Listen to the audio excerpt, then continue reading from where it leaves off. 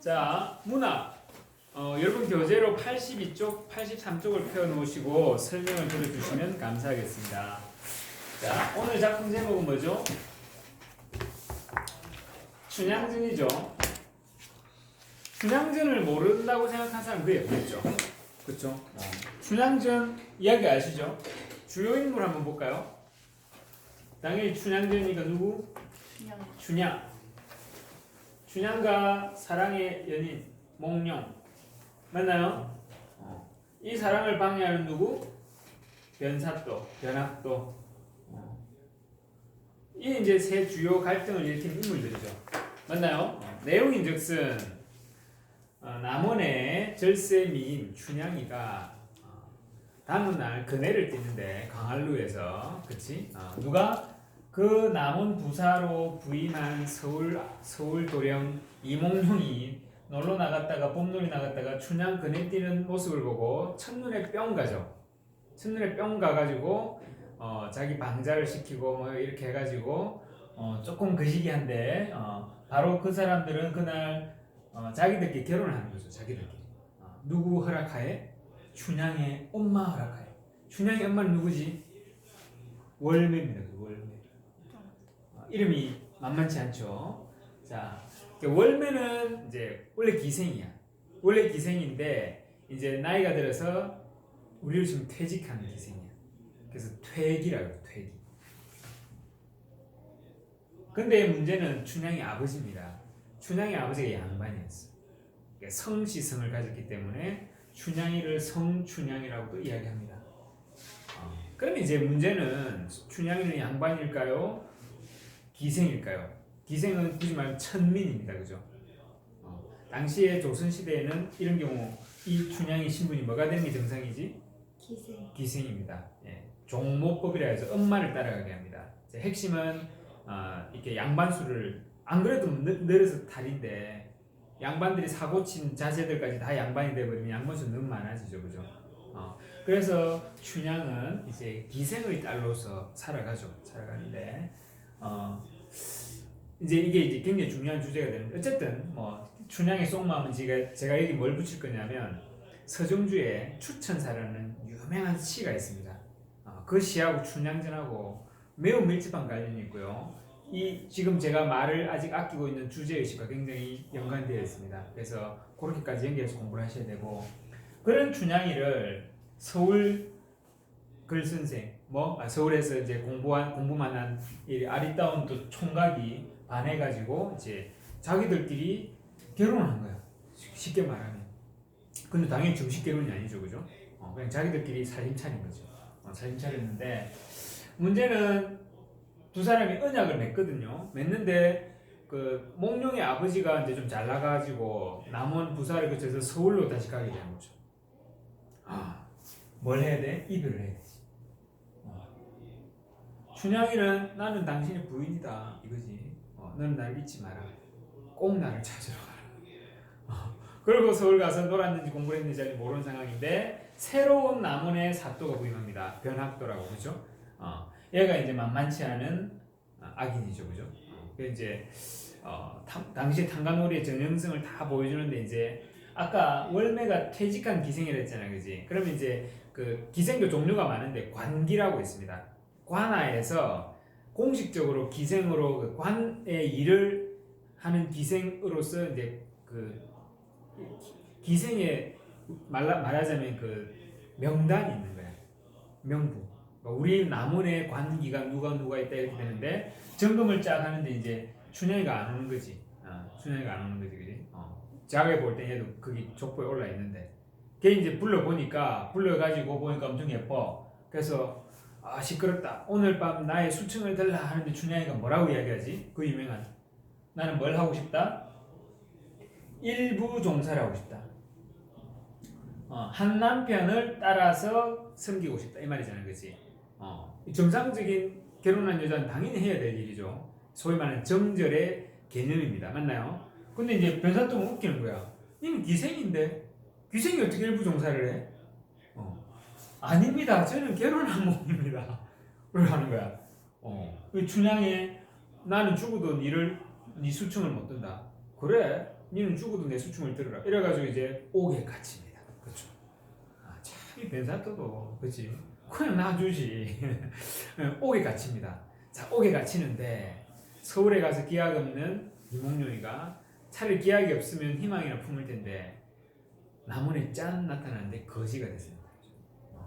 거지가 돼서 나타나가지고 먼저 월매를 찾아가는데 월매가 이제 그나마 희망이 뭐였어?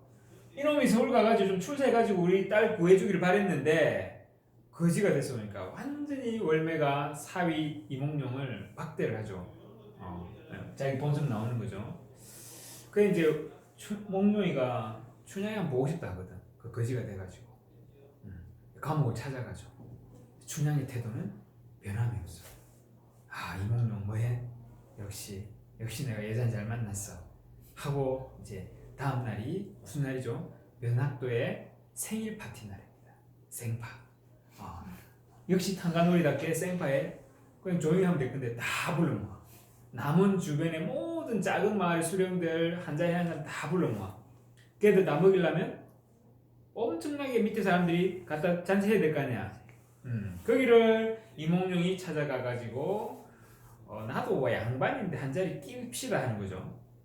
양반인데 한 자리 낍시다.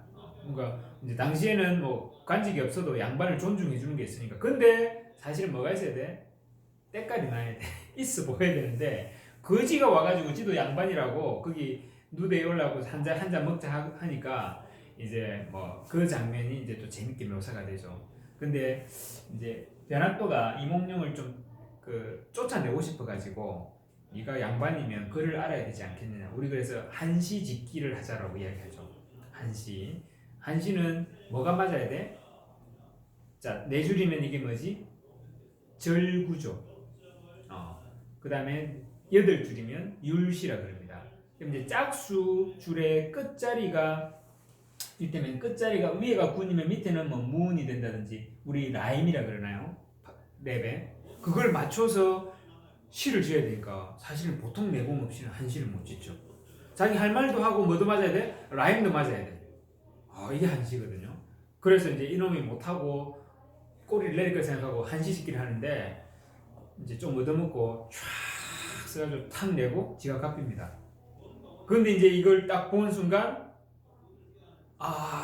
이 보통 사람이 아니다.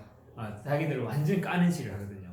너가 먹는 뭐 고기는 만백성에 피고 먹는 술이 만백성에 피고 고열이고 막 이렇게 자기들 부끄럽게 하는 시를 쓰고 쫙 가버리죠. 그걸 깨닫는 순간 갑자기 그 유명한 장면 암행어사 출두가 되는 거지. 이몽룡의 정체는 뭐였다? 암행어사였죠. 그래가지고 싹 처리하고 다시 그래 딱 앉아가지고 춘향이 불러와 이렇게 합니다. 누가? 이몽룡이가. 춘향이는 모르지. 모르는데 새로 온 암행어사라는 놈이 또 수청되려고 하는 것처럼 이몽룡이 싹 작업을 하지, 그지? 나는 또 일부 종사 얘기를 합니다. 그 암행어사 앞에서. 그러면서 이제 춘향이는 저 밑에서 얼굴을 모르니까 그 데리고 오라 해서 자기 얼굴을 보게 하라고 합니다. 그래 이제 춘향이가 이몽룡을 알아보고 쓰러지죠. 사람 진짜 그지 죽기 직전에 그런 충격까지 받으니 그 이후에 이제 춘향이하고 이몽룡은 그 서울로 가서 중요한 건 춘향이가 뭐가 되냐면 정열부인입니다. 정조를 잘 지켰다라고 왕이 내리는 시온데 일종의 그러니까 그냥 기생에서 양반이 된 정도가 아니고 양반 중에서도 엄청 신분이 높은 사람입니다. 그러니까 이몽룡 당시에 상식적으로는 이몽룡이가 춘향이를 뭘로 드릴 수는 있어? 세컨드 부인 알고 있죠? 첩이라 그러죠. 그까지는 그게 상식이야. 그 당시에는. 근데 정식 부인으로 맞이하고 정률 부인이라는 어떤 그런 칭호까지 듣게 되죠. 이게 이제 춘향전의 결말인데, 자 그러면 일단 이야기 중심에 왔으니까 과연 춘향전의 이야기는 왜 춘향을 이렇게 정렬 부인까지 만들어 주었을까 그 말이죠. 그래서 주제가 첫 번째 보통 말합니다. 표면적 주제. 표면적 주제는 당연히 여자가 뭐 해야 된다? 정절을 지켜야 된다. 지조가 있어야 된다. 그렇죠? 정절이죠. 정절의 장려죠, 그죠? 근데 두 번째 이면적 주제가 사실은 더 중요하죠. 그 정절 지키는 거 좋아. 지키는 거 좋은데 정절 지켜가지고 춘향이가 어떤 변화가 생기죠? 신분이 상승합니다. 그러면 이 정절은 어떤 말로 바뀌는 게 더 좋고 숭고한 사랑, 지고지순한 사랑을 통해서 춘향의 신분이 바뀐단 말이야, 그렇지? 그러면 이건 당대의 그 판소리 또는 판소리계 소설을 즐겼던 하층민들이 마음속에 뭐가 있다는 거야? 사랑도 물론 있겠지만 신분을 넘어선 초월한 사랑에 대한 갈망도 있겠지만 그거든 뭐든 돈이든 뭘 밟고 나서 뭐 하고 싶다? 신분을 상승시키고 싶은 그 민중들의 일반 백성들의 욕구가 투영되어 있고 그게 이 작품의 이면적인 주제라고 할 수 있습니다. 무슨 말인지 이해되죠? 그게 이제 춘향전에 대한 기본 이야기고요. 근데 이제 우리가 이 형식을 좀 봐야겠죠. 춘향전의 카테고리는 위에 무슨 계열 소설?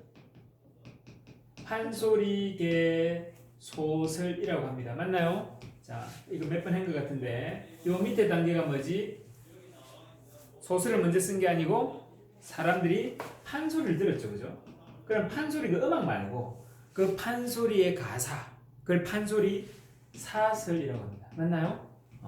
이거는 그 판소리 가창자가 땡 창작한 게 아니고 사람들 사이에 돌고 도는 많은 이야기들. 그치? 그게 압축되고 그 돌고 도는 이야기의 뿌리를 뭐라 그래요? 근원설화라 그러죠. 됐나요?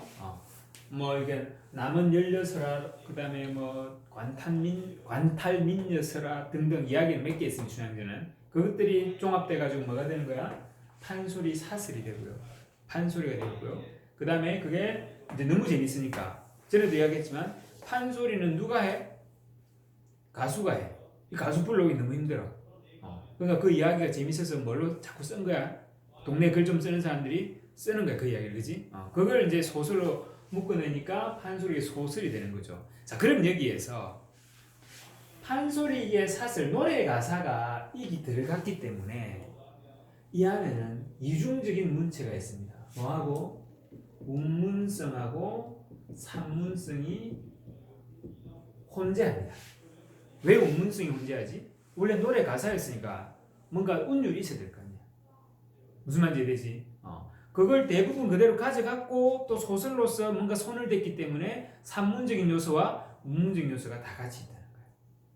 무슨 말인지 이해되나? 이게 이제 큰 틀의 판소리의 소설에서 느껴지는 어떤 형식적인 특징이고, 그 다음에 판소리 사설이 전에도 이야기했지만 이거 한 작품을 완창하면 뭐 12시간 이렇게 걸려요. 그래서 우리나라의 국보급의 판소리 그 가수들이 어떻게 하죠?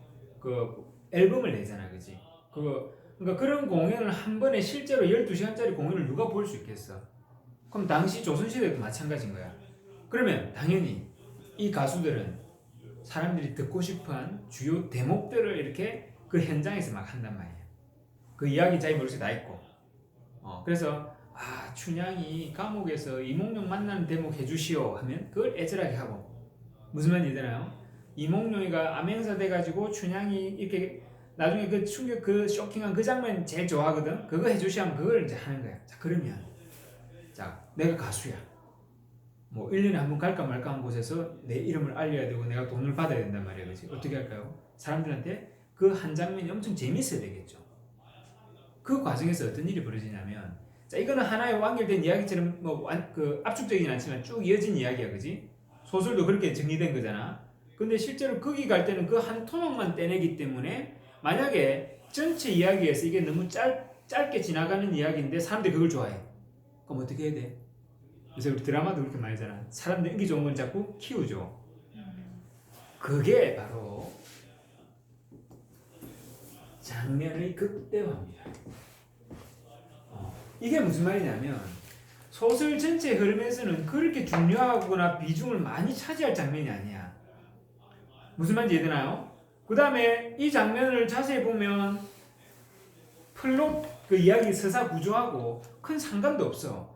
근데 그게 엄청 이렇게 자세하게 그 다음에 그 맥락 안에서만 이야기되고 이야기 전체 주제와는 별로 상관없는 이야기야. 대표적으로 아까 이몽룡이가 억지로 그 잔치에 들어간다 그랬잖아. 그 옆에 앉은 사람하고 막 주고받는 농담이 나옵니다. 엄청 재밌게 나와요. 어느 유희를 막 하면서. 그 장면이 워낙 이렇게 회자되기 때문에 그 장면을 더 재밌게 자꾸 가공했겠죠. 무슨 말인지 이해되나요? 네. 마찬가지 이런 식으로 그 어떤 사람들이 좋아하는 장면들이 그 공연될 때 엄청 재밌어지고 길어져야 되기 때문에. 근데 그게 이제 어디에 남아있는 거야? 판소리의 소설에 그대로 남아있는 거죠. 그럼 하나 편의 소설로 보려면 우리는 그냥 책 한 권짜 읽어버리잖아, 그지? 판소리 아까 쭉 가면 음악 시간 속에 들어야 되는 거지만 책은 다르잖아. 그러니까 소설 관점에서 볼 때 이 장면이 조금 과도하게 뭐 돼 있다? 커져 있다는 느낌이 드는 거죠. 뭐하고 별 상관없이 흐름이나 주제와도 별 상관없이 그런 걸 장면의 극대화라고 이야기하고 원인은 방금 그런 데 있습니다. 무슨 말인지 이해되나요? 네. 그 다음에 고전소설에 늘 나오는 거죠. 누구의 개입? 서술자의 개입. 조금 더 있어 보이게 말하면 편집자적 논평. 맞나요? 제가 당장 하나 읽어드릴게요. 뭐가 있냐면 춘향전에 우리 나중에 보실 장면 중에 춘향의 높은 절개에 광채 있게 되었으니 어찌하니 좋을쏜가. 누가 하는 대사가 아니야. 그냥 이 서술자가 하는 말이야. 소설로 치는. 실제 한술 사설에서는 가창자가 있겠죠. 자, 이 가창은 특히 공연이기도 하지만 특히 우리나라 공연은 어때요? 그 사람들하고 현장의 관객들하고 뭐 하죠? 관중들하고 호흡을 하죠. 서로 대화를 주고받죠. 그러니까 그게 그대로. 그러니까는 이 가창자의 존재가 그 작품에서 빠질 수가 없어. 말해주는 사람으로서 듣는 사람으로서 주고받기 때문에 이 사람의 의견이 나오는 게 자연스러운 거야, 그렇지? 그게 소설로 고스란히 남으니까 어떤 식으로 되는 거야? 서술자, 지금 현대소설 관점에서 볼 때는 서술자가 과도하게 개입하고 심지어 자기의 평가, 논평까지 들어간다, 그렇지? 춘향이가 어떻게 된 거? 이 안이 좋을 수가. 누가 좋은데? 말하는 사람 좋다는 소리거든. 무슨 말인지 되나요? 그런 거 뭐라고 한다? 서술자의 개입 또는 편집자의 논평. 됐나요? 네, 이런 것들 판소리계 소설에서 특히 춘향전에 이런 게 너무 잘 드러나 있어요. 우리는 시험을 쳐야 되니까 이런 것들을 주제하고 판소리계 소설의 특징들. 그 다음 단계 혹시 아시나요? 신소설이라고 있습니다. 신소설은 이제 우리나라가 제대로 된 현대 소설을 쓰기 전 단계로 사람들이 이제 그 서양 거를 보고 우리도 소설 한번 써보자라고 하면서 옛날 이런 것들을 현대 소설을 만들어 보려고 한 거 있습니다. 이해조라 이런 사람들이 많이 썼는데 이럴 때 제목도 재밌어요. 춘향이가 감옥에 있었죠. 근데 너무 아름다운 여인이잖아. 옥중화 이런 식으로. 무슨 말인지 이해되죠? 그 다음에 뭐 혈의 누 사고 하여튼 이름도 약간 일본식의 한자를 이용한 그런 게 있는데 이까지 가죠. 이까지 가는데 그 국문학사에서 크게 의미 있게 다루진 않습니다. 차라리 이건 그래서 의미 있는 작품, 의미 있는 갈래는 오랫동안 가고 작품이 많이 나오죠. 별로 의미가 없기 때문에 빨리 끝나버려요. 시에서는 그런 게 또 뭐가 있지? 최남선의 신채시, 철석 쿠르릉 쾅, 해에게서 소년에게 들어본 적 없나? 하여튼 자기 나름대로 우리도 서양처럼 뭘 하겠다라고 그런 식으로 뭘 만들어내는 게 있어요. 신채시라든지 그다음에 이 신소설은 우리 국문학사에서 큰 비중 차지 못하고 금방 사라집니다. 근데 계보로서는 이까지 같은 이야기가 무슨 말인지 이해되죠? 자.